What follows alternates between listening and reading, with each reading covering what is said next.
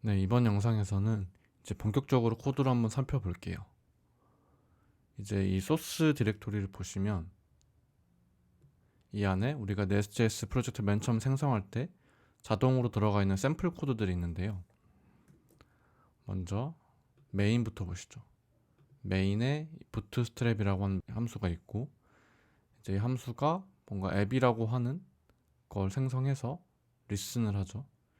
이게 서버를 의미하는 것 같죠, 아무래도.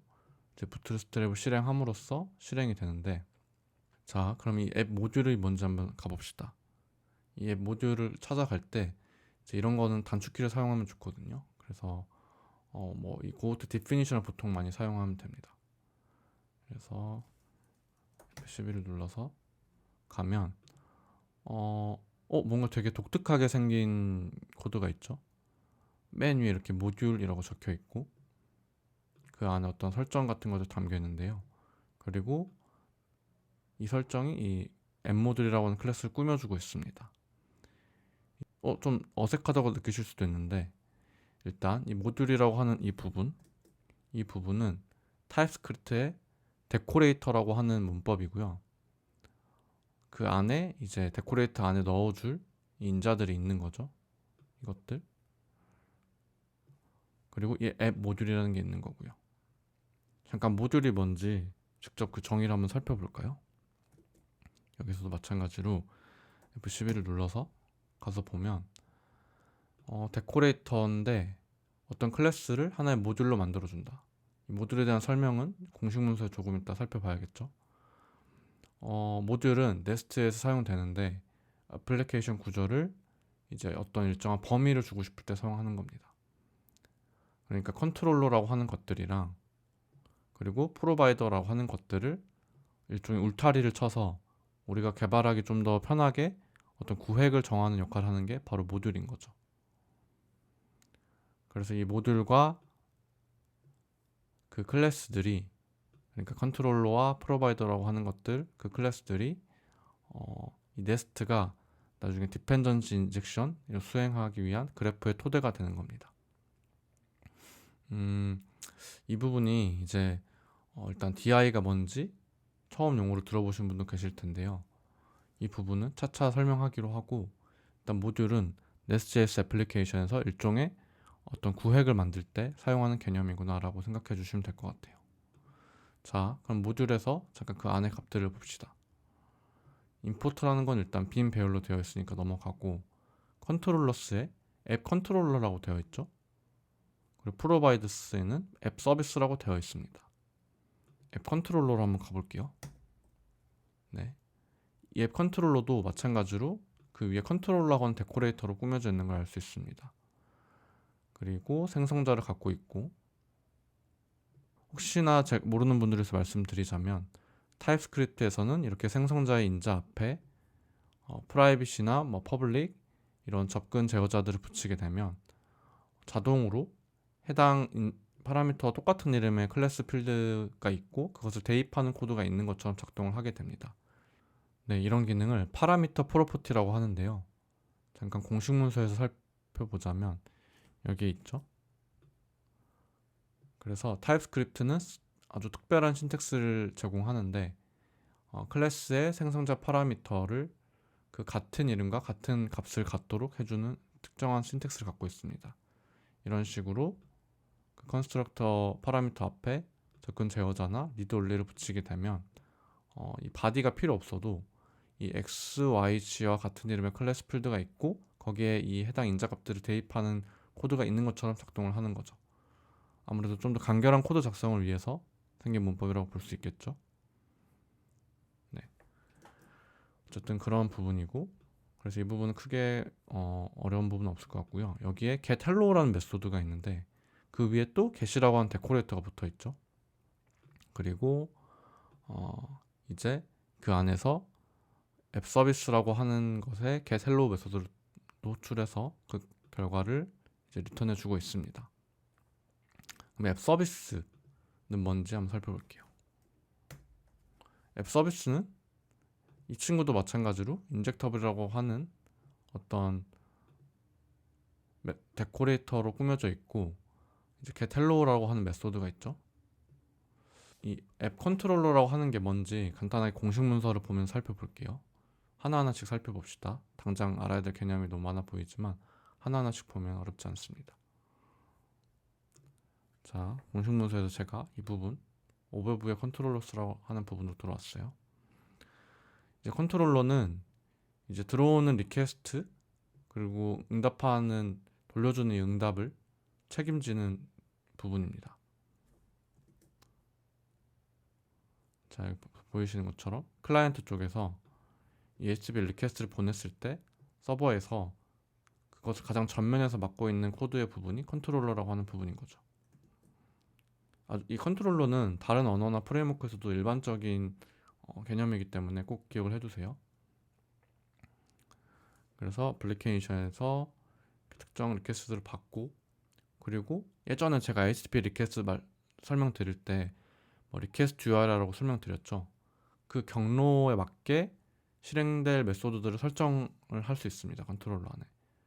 그래서 그 리퀘스트가 요구하는 리퀘스트 URI에 맞게 이제 처리하는 로직을 할당하고 처리하는 거를 이제 라우팅이라고 하는데요. 보통 컨트롤러 하나 안에는 이제 여러 개의 라우트가 들어가 있고 당연히 각각 다른 라우트들은 각 다른 액션을 수행하겠죠. 사실은 이 컨트롤러 안에 지금 이게 있는 것과 똑같은 개념이거든요. 보통 이걸 루트 패스라고 하는데 이 경로에 이 경로, 그러니까 그냥 그 서버에 가장 루트 패스로 뭔가 리퀘스트를 보냈을 때 결국에 이 헬로가 돌아오게 된다는 거죠. 왜냐면 이 getHello에서 헬로 월드라는 문자를 리턴해주고 있는데 이게 결국 응답에 보일 겁니다. 당장 그냥 바로 동작을 시켜볼게요. 그래서 일단 이거 지우고 여기서 터미널, 이전처럼 내장 터미널을 띄워서 그럼 서버를 어떻게 실행시킬 수 있을까요? 이 부분은 package.json 파일에 비밀이 있습니다. 여기에 예전에 제가 스크립트라고 하는 부분 소개해 드렸는데 이제 프로젝트에 사용할 수 있는 명령어들이라고 말씀드렸죠. 여기서 우리가 당장 사용할 명령어는 이 start입니다. 그러면 이 nest.js로 이루어진 코드가 실행되고 서버로서 동작하게 되는데요. 살펴볼게요. 화면 크기가 너무 커서 자, 이 스크립트를 실행하려면 npm run 이라고 쓰고 그 뒤에 이 명령을 써주면 됩니다. npm run 그 뒤에 start 실행을 해보면 네, 뭔가 실행이 된 것 같죠? 그러면 이 서버는 지금 이 3000번이라고 하는 포트에서 실행이 되는 겁니다. 포트는 이제 특정 컴퓨터 내지 서버에서 실행되고 있는 프로그램이 외부의 프로그램과 소통할 때 이제 그러니까 외부의 클라이언트죠. 외부의 클라이언트에서 서버의 어느 프로그램과 소통을 해야 될지 알아야 되잖아요. 그때 필요한 이 고유 식별자 같은 개념이라고 보시면 됩니다. 그래 클라이언트가 그 서버에 3000번 포트에서 돌아가고 있는 프로그램, 그러니까 그 서버 프로그램과 소통하면 되는구나 알려주기 위한 거고요. 이 부분은 간단하게 테스트를 해볼 수가 있습니다. 다시 웹브라우저로 가서 여기서 이제 지금 제 컴퓨터에서 리퀘스트를 요청하니까 제 컴퓨터가 클라이언트이기도 한 거고, 또 방금 nest.js 프로그램을 제 컴퓨터에 실행했으니까 제 컴퓨터가 서버기도 한 거죠. 그러면 이제 내 컴퓨터를 나타내는 건 이 올콜호스트고 여기 3000번을 붙여주면 됩니다. 그리고 이 루트 경로는 이렇게 되는데 사실 생략해도 같은 의미입니다. 그래서 인터를 쳐보면 여기 헬로 월드라고 지금 응답이 왔습니다. 보이시나요? 네, 헬로 월드라고 응답이 왔고 지금 그러니까 요청이 들어왔을 때 이 앱 컨트롤러에 getHello 라고 하는 메소드가 실행돼서 앱 서비스에 getHello라고 하는 메소드가 실행이 됐던 거죠. 그리고 여기서 핵심은 이 get은 제가 예전에 HTTP 리퀘스트 영상에서 말씀드렸던 그 리퀘스트의 메소드 get을 말하는 겁니다. 그러니까 이 서버로 get 리퀘스트가 들어왔을 때, 그러니까 이 루트 패스로 get 리퀘스트 요청이 왔을 때 이걸 실행해서 얘가 실행하는 후에 그 응답을 리턴해준 값을 그대로 응답으로 보내주라는 뜻인 겁니다. 왜 제가 예전에 그렇게 리퀘스트의 메소드를 그리고 리퀘스트 URL을 강조했는지 감이 오시나요? 자, 그럼 이제 이렇게 해볼게요. 이것도 제가 결국에는 같은 의미라고 말씀드렸는데 이렇게 하고 저는 컨트롤 C를 누르면 터미널에서 다시 서버를 실행해 볼게요. 네, 다시 한번 새로 고침을 하면 네, 여전히 잘 실행이 되죠. 헬로월드가 잘 돌아옵니다. 그러면 이제 이렇게 해볼까요? 한번 여기에 유저스라고 넣어보고 뭐 아무렇게나 그냥 100이라고 해볼게요. 그냥 100번 아이디를 가진 유저라고 그냥 가정을 해볼게요. 그리고 다시 실행을 해보면 이번에는 어떻게 될까요? 뭔가 에러가 뜬 것 같습니다. 이제 캔나켓 이렇게 루트 패스라고 떠 있죠. 그러니까 우리는 지금 이 루트 패스에 대한 경로를 지정해 주지 않게 됐잖아요. 제가 이렇게 코드를 이런 식으로 수정하게 됨으로써 네. 이렇게 고치게 되면 어떻게 되냐면 유저스 100 이 패스로 리퀘스트를 보내는 거를 내가 처리해 주겠다는 의미가 되는 거예요. 자, 해볼게요. 자, 유저스 100 하고 해보면 이제 헬로도 다시 잘 보입니다. 네. 그러니까 이 패스가 어떤 의미고 이 라우팅이 어떤 의미인지 감이 오시죠?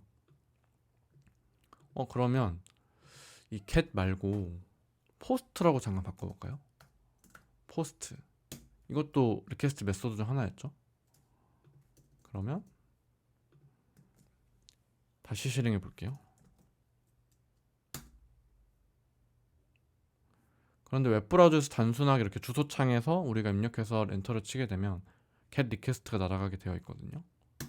그럼 마찬가지로 우리가 해당 패스에 대해서 대응은 해놨지만 포스트 요청에 대해서는 대응을 해놓지 않았기 때문에 에러가 마찬가지로 뜨게 됩니다. 이 404라는 상태 코드가 들어있고 에러로 not found가 써있죠. 이 부분도 리스폰스 시간 때 배웠던 거죠. 네, 다시 이제 get으로 돌려줄게요. 돌려줬고 네. 이제 이 패스의 의미를 아시겠죠? 그리고 이 메소드 그러니까 우리는 라우팅을 이런 식으로 처리하게 되는 겁니다. 컨트롤러는 이제 서버의 맨 앞단에서 클라이언트가 보내는 리퀘스트를 보고 어느 메소드를 통해서 그 리퀘스트 처리하게 할지 하는 그 라우팅 메커니즘을 담당하고 있는 곳인 겁니다. 감사합니다.